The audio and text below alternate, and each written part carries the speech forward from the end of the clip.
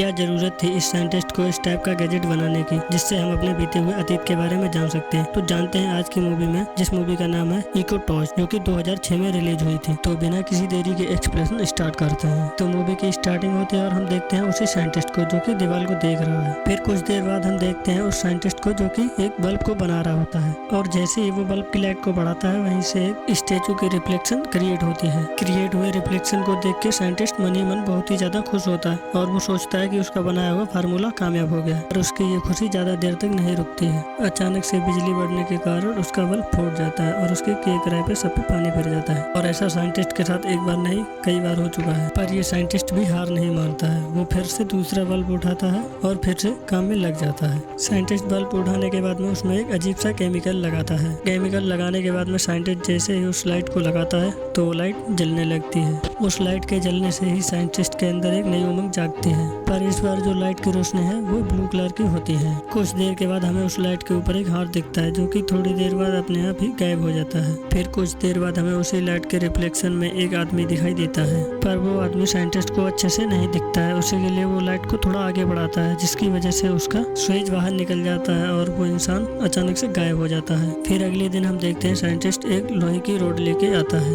लोहे की रोड लाने के बाद में वो अपना काम स्टार्ट कर देता है।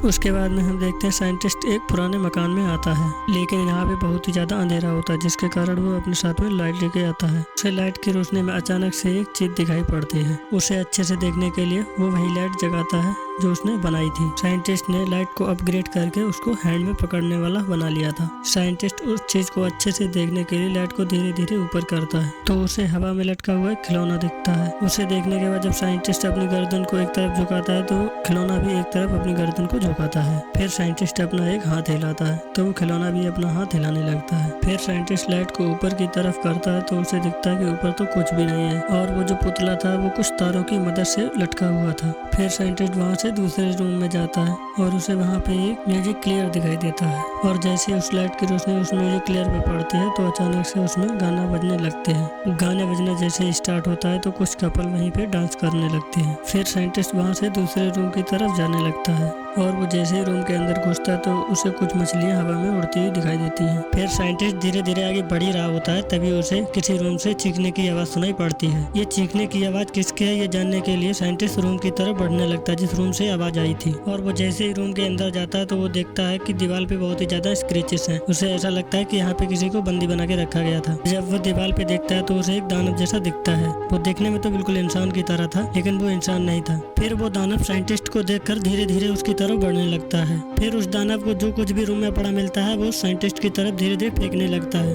एक लकड़ी साइंटिस्ट के लाइट में लगती है जिसकी वजह से वो लाइट टूट जाती है। जैसे ही लाइट टूटती है वैसे ही साइंटिस्ट डरने लगता है और साइंटिस्ट वहाँ से भाग जाता है और जल्दी से जाके दूसरे रूम में उस बल्ब की लाइट को चेंज करने लगता है। और जैसे ही लाइट चेंज होती है वैसे ही साइंटिस्ट को वो जानवर फिर से देखने लगता है और वो उसके ऊपर अटैक कर देता है, जिसकी वजह से लाइट उसके हाथ में टच हो जाती है। और जैसे ही उसके हाथ में लाइट टच होती है तो उसके हाथ में कुछ अजीब सा होने लगता है, जिसको देखकर वो गायब हो जाता है।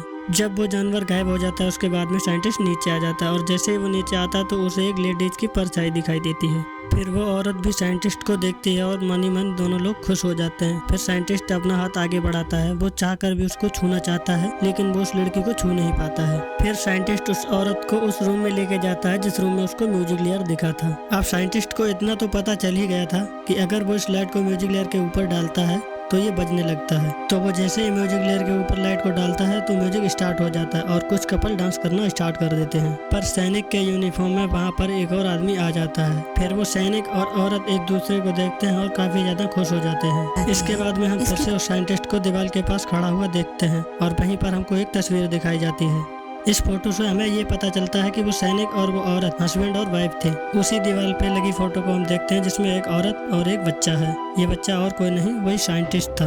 कुछ देर बाद हमें फिर से वही म्यूजिक वाला रूम दिखाया जाता है जिसमें वो दोनों गले मिलते हैं और एक दूसरे के बाहों में खो जाते हैं और ये देख के साइंटिस्ट बहुत ही ज्यादा खुश होता है। इसी के चलते हमारी मूवी की हैप्पी एंडिंग हो जाती है। मूवी कैसी लगी आपको कमेंट में बता देना है।